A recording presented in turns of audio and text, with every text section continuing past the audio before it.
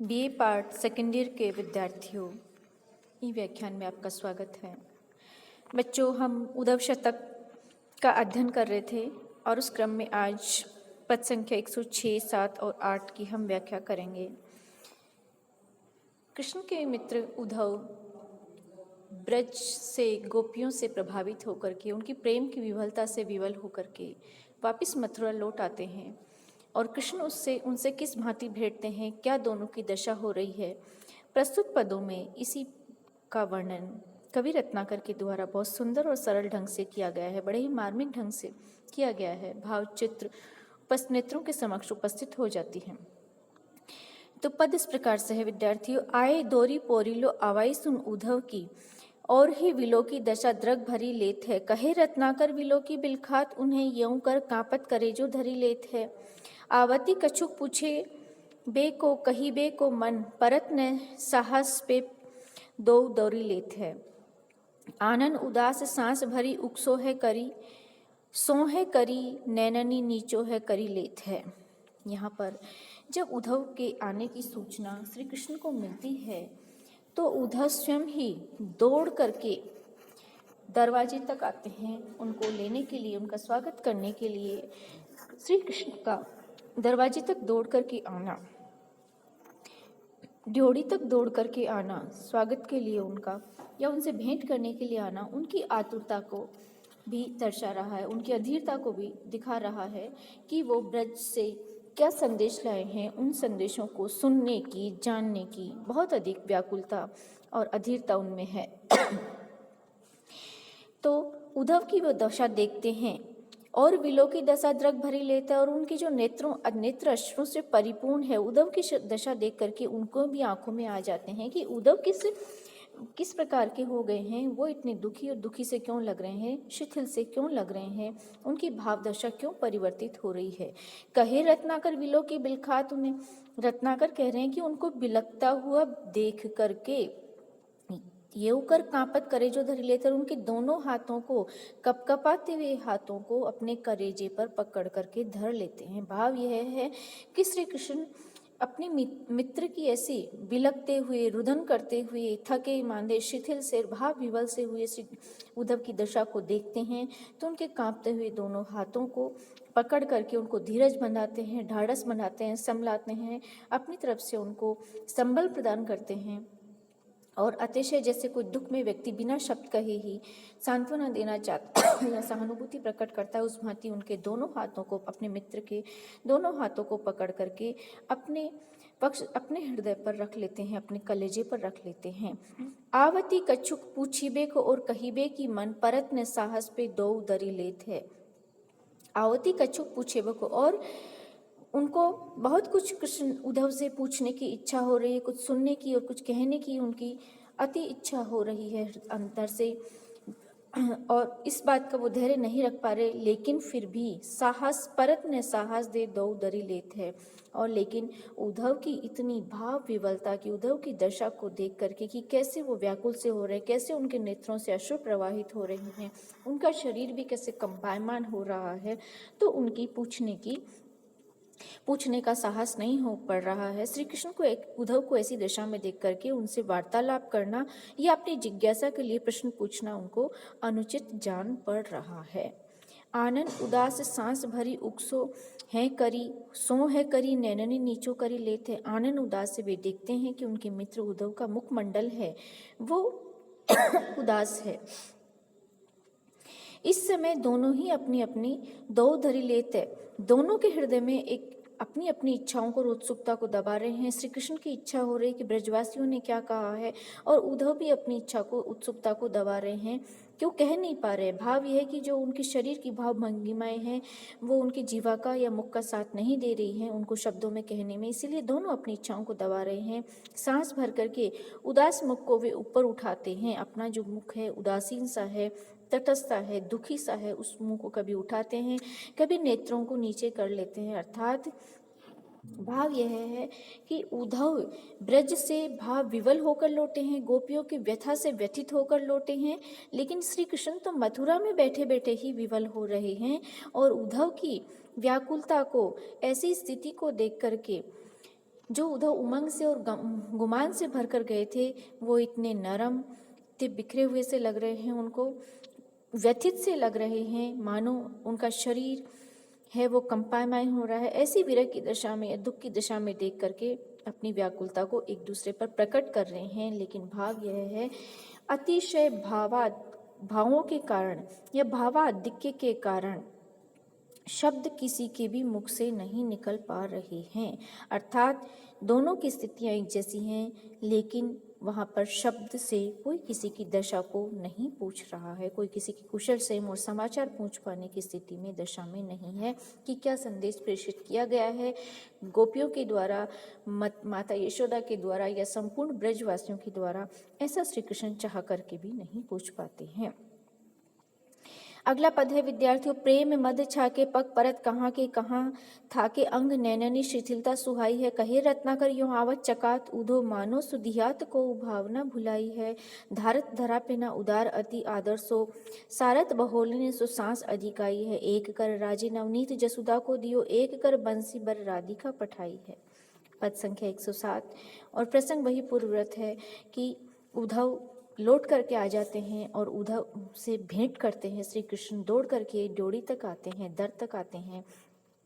और उद्धव की भाव विवलता से वो स्वयं भी बहुत अधिक विवल हो जाते हैं। तो यहाँ पर प्रस्तुत पद में रत्नाकर के द्वारा उद्धव की दशा का वर्णन किया गया है। कवि रत्नाकर कह रहे हैं कि प्रेम मद छाके पग परत कहाँ के कहाँ है। उद्धव जो ज्ञान मार्गी हैं, ज्ञान मार्गी थे, हैं नहीं बल्कि थे, और गोपियों से परिवर्तित करके अब वो प्रेम दशा में पड़ गए हैं या प्रेम भाव से या प्रेमा भक्ति से प्रभावित हो गए हैं। तो ऐसा लगता है कि प्रेम रूपी मदिरा से छाके तृप्त होकर के जिसका उन्होंने पान कर लिया है, उसके कारण या बहुत अधिक उसका प्रेम रूपी मदिरा का प्रभाव होने के कारण उद्धव के पैर मानो सधे हुए कदम नहीं पड़ रहे हैं, डगमगा रहे हैं, वे कहीं और रखना चाह रहे हैं, लेकिन पांव कहाँ के कहाँ पड़ रहे हैं। भाव यह कि उनमें दृढ़ता नहीं रही है। प्रेम की अधिकता का उनके हृदय पर, उनके शरीर पर इतना प्रभाव होता है कि जैसे कोई मदिरा पान किया हुआ व्यक्ति लड़खड़ा करके चलता है, उसी भांति वो प्रेम रूपी मदिरा का उन्होंने छक करके तृप्त होकर के पान कर लिया है। गोपियों से वो इस भांति प्रभावित होकर आए हैं और उनके चरण हैं वो कहीं के कहीं पड़ रहे हैं, डगमगा रहे हैं, दृढ़ता पूर्वक अपने चरणों को नहीं रख पा रहे हैं। कहे रत्नाकर यूं आवत चकात उदो, रत्नाकर कह रहे हैं कवि कि उधो किस भांति उनके नेत्रों में, अंग उनके थके हुए हैं, नेत्रों में आलस्य रहता है और उनके वो मानो चकित से खड़े हुए हैं, मानो सुधियाई को भावना भुलाई है और मानो उनको अब किसी बात की भी सुधि नहीं है। नेत्रों में आलस्य और शिथिलता है। उद्धव इस समय आश्चर्यचकित हैं, ठिठक से रहे हैं, मानो कि कोई भावना या कोई बात का वो स्मरण करने का प्रयास कर रहे हैं, कोई भावना या बात को स्मरण करने का प्रयास कर रहे हैं। सुधियात अर्थात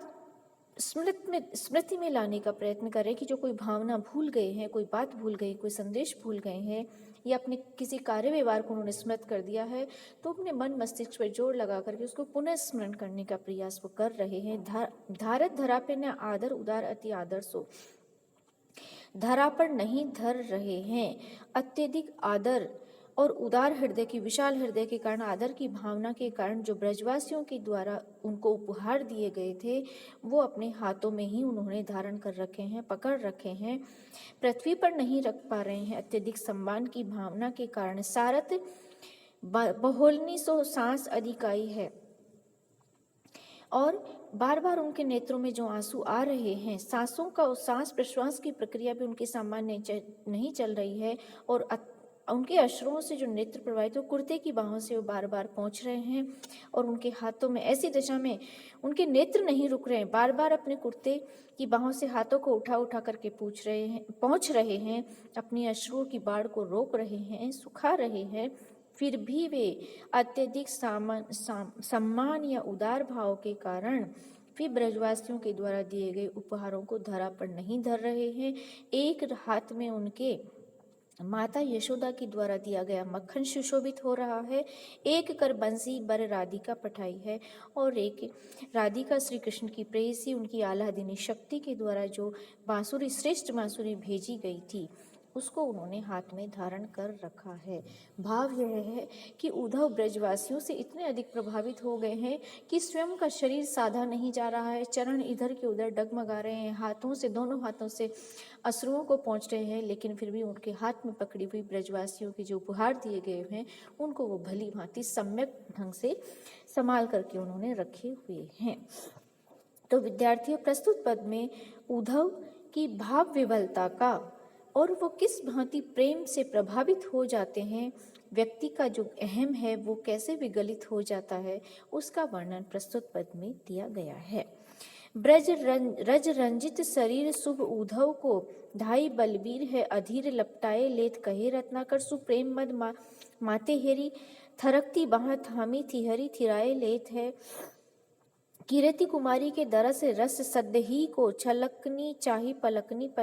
पलकाएं लेत, परत न देत एक बूंद पहुमी की कौछी, पोछी पोछी पट निज नैन नैननी लगाए लेत है। उद्धव, विद्यार्थियों,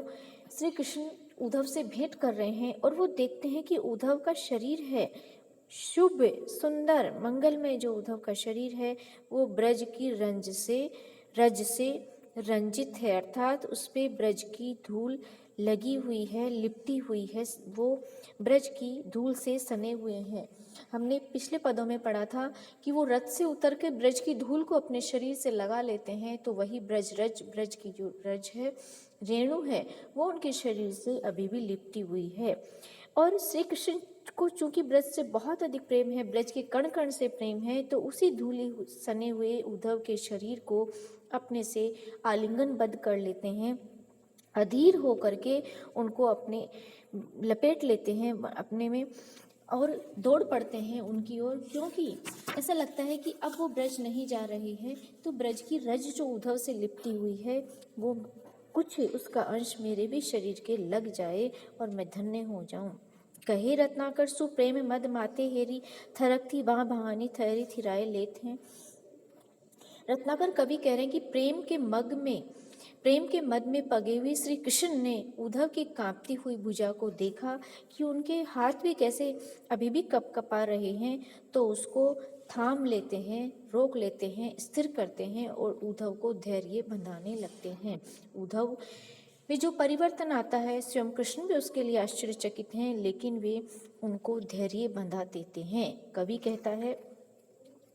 कि कीर्ति कुमारी के दरस रस सद्दही को छलकनी छा पलकनी लपटाए लेत हैं। कीर्ति कुमारी अर्थात श्री कृष्ण राधिका के दर्शनों को आतुर हैं, वे देखना चाहते हैं, तो स्वयं तो सीधे सीधे नहीं देख सकते, लेकिन जो उनके मित्र अभी अभी ब्रज से होकर आए हैं, तो उनको श्री कृष्ण के मन में ये प्रलोभन है, ये लालच है कि ये मेरा मित्र उद्धव राधिका को देख करके आया है, तो उन नेत्रों को मैं देख लूं, कोई राधिका की छवि वहां मुझे दिख जाए। तो प्रस्तुत पद में बहुत ही सुंदर और मार्मिक वर्णन कवि के लिए द्वारा किया गया है कि प्रिय तो नहीं है, लेकिन प्रिय की यहाँ से जो आया है, जो छवि उसके देख के आया है, वो भी मुझे अतिशय प्रिय लग रहा है। तो उद्धव के संदर्भ में ये बात ठीक ठीक बैठती है कि उद्धव ने कुछ समय पूर्व राधिका को देखा था, इसीलिए स्वभावतः राधिका के दर्शन की उनकी इच्छा, श्री कृष्ण की इच्छा और अधिक तेज हो उठती है, तीव्र हो उठती है, बलवती हो उठती है। इसीलिए उद्धव क्या करते हैं, छलकनी चाह पलकनी पलकाए लेते और उनके जो नेत्र अश्रुओं से पूरित हैं और छलकने को ही हैं, तो उन छलकते हुए नेत्रों के अश्रुओं को भी एक बूंद भी वो धरती पर नहीं गिरने देते हैं। कवि कहता है श्री कृष्ण उनकी अर्थात उद्धव के नेत्रों से जो अश्रुधारा प्रवाहित हो रही है, उन आंसुओं की एक बूंद को भी धरती पर नहीं गिरना देना चाहते, और वे उन आंसुओं को परत न देत बूंद पहुमी की कौची, पहुमी की पृथ्वी की धरा पर नीचे नहीं गिरने देते हैं, और पोंछी पोंछी पट निज नैननी लगाए, अपने निज पट से, अपने वस्त्रों से, अपनी पीताम्बर से पोंछ करके अपने नेत्रों में लगा लेते हैं और राधिका को देखने की या उनसे भेंट करने की अनुभूति को भीतर ही भीतर अपने अंतरतम में वो अनुभव करते हैं। तो विद्यार्थियों, बहुत ही सुंदर ढंग से कवि ने श्री कृष्ण के विरह को भी यहाँ वर्णन किया गया है कि कैसे वो राधिका से भेंट करने की कामना को या लालसा को वो पूरी करने का प्रयास करते हैं, उस कमी को कैसे, उस अभाव को कैसे वो पूर्ति की ओर ले जाते हैं कि श्री कृष्ण के मित्र उद्धव राधिका को देख कर आए हैं और उन नेत्रों से जो अश्रु प्रवाहित हो रही, उस आंसू की एक बूंद को भी वो धरा पर नहीं गिरने देते, अपने वस्त्रों में रोक लेते हैं, पहुँच लेते हैं और पुनः उसको अपनी ही आंखों से लगा लेते हैं। अर्थात इसमें प्रेम को बहुत ही उदात्त और मार्मिक ढंग से वर्णन किया गया है, बहुत ही सुंदर ढंग से वर्णन किया गया है। पदों में अनुप्रास की छटा लगभग सब जगह ही विद्यमान है। ब्रज भाषा का प्रांजल रूप भी यहाँ पर विद्यमान है। धन्यवाद विद्यार्थियों।